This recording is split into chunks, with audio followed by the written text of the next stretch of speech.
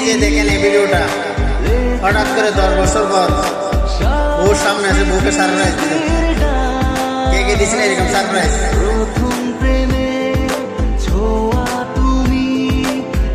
বউ তো অবাক দেখে, কি গল্পে কি দেখ, বউ মানে কি ইশারা হয়ে গেছে।